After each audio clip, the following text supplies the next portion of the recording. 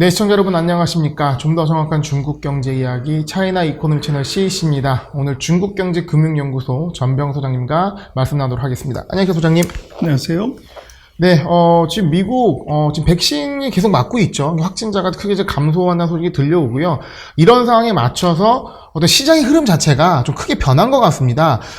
그거에 맞춰서 투자 스타일도 바뀌어야 될 것 같은데요. 오늘 그 부분에 대해서 좀 말씀 부탁드리겠습니다. 네, 지난 시간에 우리가 테크스 버블을 보면서 그 시장에서 말씀하신 것처럼 기술주 나스닥의 주가는 조정이고, 이 다우존스 같은 것들은 사상 최고치를 갱신했다고 이제 얘기를 하셨는데, 그걸 조금 더 볼 필요가 있어요. 그래서 코로나19가 뭐냐고 그러면 저는 M2다. M2요? 그리고 주가다. 네. 그래서 코로나19가 심한 나라일수록 이게 주가도 많이 올라갔고, 이게 돈도 많이 푼 거죠. 네.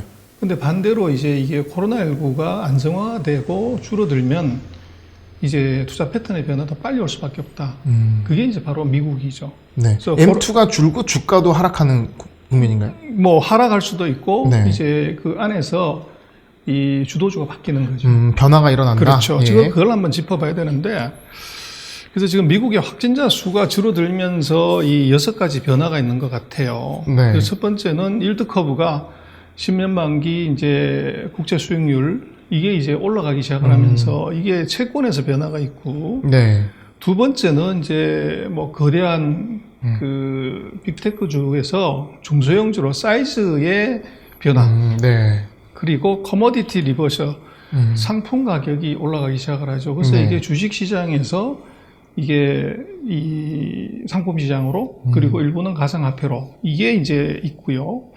그 다음에 이제 상대적으로 보면 그 선진국은 많이 조정을 받지만, 물론 상대적으로 오른 게 적어서 신흥국 쪽이 이제 반응을 보이는 네. 이런 게 있고, 그 다음에 이제 특징적인 것은 소위 말해 스타일에서 이게 성장주 일변도로 최근 1년 반 동안 왔지만, 이제 다시 너무나도 싸진 밸류 스탁 속으로 움직이는 것, 그리고 그 사이에 봤던 기술주, 그 섹터 리버셜도 있는 것 같아요. 네. 그래서 전통주 쪽으로 이게 매기가 싹 쏠리는, 특히 중국 같은 경우는 이 현상이 굉장히 뚜렷하게 나타나죠. 네. 그래서 이런 6가지의 변화가 있다. 그래서 이걸 한번 그 데이터를 갖고서 한번 짚어보는 이제 그런 시간이 될 것 같습니다. 그러니까 이런 지금 6가지 현상을 말씀해 주셨는데 지금 너무 체감하는 상황이거든요. 이런 변화가.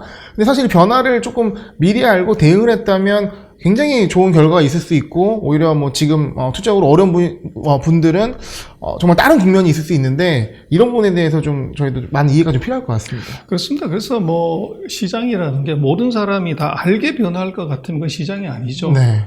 그래서 뭐 항상 그렇습니다만은 상위 1%가 이제 정보를 독점하게 되고, 그리고 이제 정보력이 좋은 10%가 그 정보를 활용해서 돈을 벌고, 네. 나머지 90%는 이제 돈을 잃는 것이 그게 뭐 투자 시장의 법칙이죠. 네. 그래서 내가 1% 안에 들어가냐, 10% 안에 들어가냐 하는 것은, 그것은 이제 자기의 노력, 그리고 그 정보를 어떻게 이제 얻을까 하는 것에 달려 있는 것이고, 네. 더 답답한 것은 내가 90% 안에 있지만 주가가 왜 빠졌는지, 왜 떨어지는지, 또는 왜 올라가는지를 모르고서 이제 가는 것은 더 답답한 일이죠. 또 다음 길한 것도 있는데, 그렇죠. 그런 배움 없이 또 똑같은 상황을 맞이할 수가 있기 때문에. 그렇습니다. 그래서 네. 제가 볼 때는 뭐 시장이 여기서 끝나는 거냐, 그러면 이제 비관하고 절망하고 트레이드 좀 그렇지 않다고 보면, 네. 실물 경기가 좋아지는 시점에서 이 유동성에서 실적으로 바뀌는 장에서 나타나는 이제 변곡점, 그걸 너무 이제 비관적으로 보는 것도 네. 바람직하지가 않고, 네. 또 이제 이게 그걸 뭐 먼저 예측해서 얘기를 해주지, 그걸 왜 지금 와서 얘기를 하냐, 이것도 저는 맞지 않는 것 같아요. 네. 시장이 변하는 것은 알 수 있는 사람은 1%밖에 되지 않고, 그리고 그것도 본인도 확인하지 못하지만 이제 시간 지나보니까 감의 승부에서 맞았다는 거죠. 그래서 빠른 변화가 중요한 것이지, 세상에 지금 이렇게 빨리 변하는데 그 어떤 점쟁이도 어떤 예측가도 이게 1월 1일 날 얘기한 것이 12월 31일까지 맞는 것은 세상에 아무것도 없죠. 네. 그래서 빨리 이걸 어떻게 변화에 대응하냐는 것이 그게 중요할 것 같아요. 그리고 또 더 느끼는 거는 머리로서 변화를 인식했다 하더라도 실제 행동하는 것도 또 어려운 일이잖아요. 그렇죠. 그런 부분에 있어서는 또 많은 또 경험이 또 필요하지 않나 생각합니다. 그렇습니다. 그래서 일단은 뭐 트렌드 체킹이 제대로 돼야 됩니다. 바닷물의 온도를 네. 그걸 이제 측정을 잘못했거나 못해서 가는 부분은 거기에 대한 이제 감도 넓혀야 되고 촉도 늘려야 되는 거죠. 그래서 뭐 지금 방금 말씀드렸던 그런 5가지의 최근의 변화를 한번 짚어보면서 가보죠. 그래서 먼저 보면 이 미국이 다시 열리고 있는데 이것은 백신하고 마스크 효과입니다. 그래서 백신의 지금 그 접종인데 보면 4도 각도로 지금 계속 늘어나고 있죠. 네. 그리고 바이든이 이제 집권해서 1호 명령이 바로 마스크 착용하라고 하는 건데 그 2가지가 이제 영향을 준 것 같아요. 그래서 지금 코로나19로 인한 미국의 사망자 수가 네. 작년 7월 달 수준으로 툭 떨어졌습니다. 그래서 이게 이제 있고 확진자 수 마찬가지로 이게 마스크 쓰고 그 백신 접종하고 나면서 이것의 숫자도 이제 작년 뭐 이 중반 정도 수준으로 이게 뚝 떨어진 거죠. 그리고 경제 활동도 보면 이게 트렌드가 뭐 회복은 그 작년 3월에 비해서는 많이 올라왔지만 네. 여전히 이것은 정상 수준보다는 밑에 있습니다.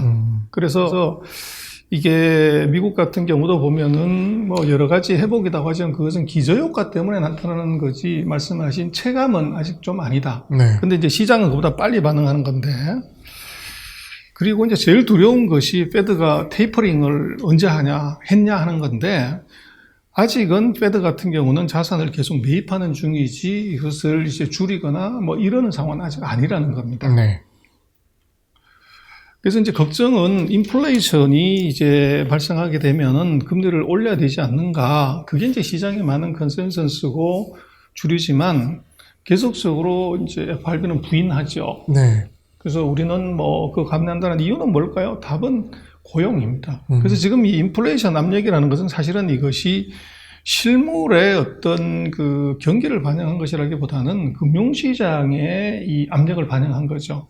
그래서 이제 실물과 금융이 2가지가 합쳐진 게 경제라고 보면 뭐 제는 옐린 재무장관이나 경제를 담당하는 입장에서 보면 금융은 너무 과열을 해서 정말 인플레이션의 위협이 있지만 실물은 아직 이게 마이너스 뭐 20% 30%인 상황이기 때문에 이쪽에서 조금 더 인플레 압력이 있다고 하더라도 이쪽이 마이너스이기 때문에 성급하게 긴축을 하거나 돈을 집어넣을 수가 없는 네. 이제 그 상황이라고 봐야 될 것 같아요. 네.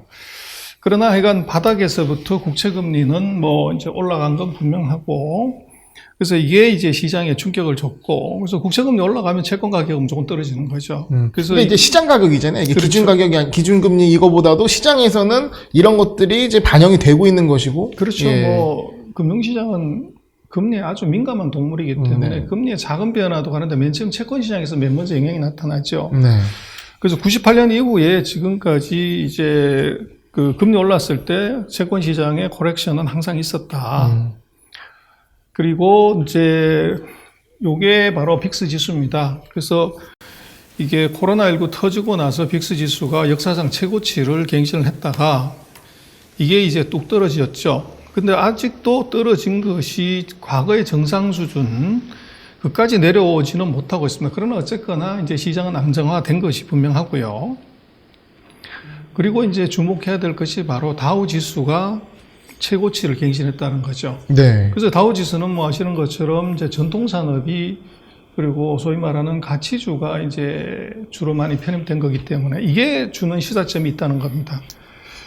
그리고 지금 보면 그 기술주에서 왕창 몰렸던 돈들이 이제 스펙으로 그래서 현금만 상장되어 있는 회사 그 회사가 장외에 있는 이제 기술주나 뭐 이게 상장하기는 조금 거부간 회사를 백도어 리스팅하는 이 스펙이 보면 2019년, 20년에 이게 완전히 뭐 거의 한 6배 정도 늘어났습니다. 네. 그리고 이제 금년 들어서도 여전히 이런 스펙 IPO가 계속적으로 이게 강세를 보인다. 네. 그래서 최근 이 스펙을 베이스로 한 ETF도 굉장히 많이 판매가 되고 있더라고요. 그렇죠. 그게 또 이제 스펙으로 돈이 들어가는. 그래서 어쨌거나 이게 스펙으로 돈이 많이 몰린다는 것은 프라이머리 마켓으로 간다는 거죠. 네. 그래서 유통시장이 아니라 이 장외 시장으로 하기 때문에 네. 시장의 약화 요인이다. 그러니까 수급이 약화되는 그렇죠. 거네요. 네. 그리고 지금 이제 인플레이션의 압력은 뭐 클 수밖에 없는 것이 M2가 지금 역사상 가장 높아요. 이게 25% 가까운 이제 통화량 증가가 있었고, 그러나 아직 CPI는 보면 2%를 못 미칩니다. 네. 그래서 이것은 실물 경제 아직 안 좋다는 거죠.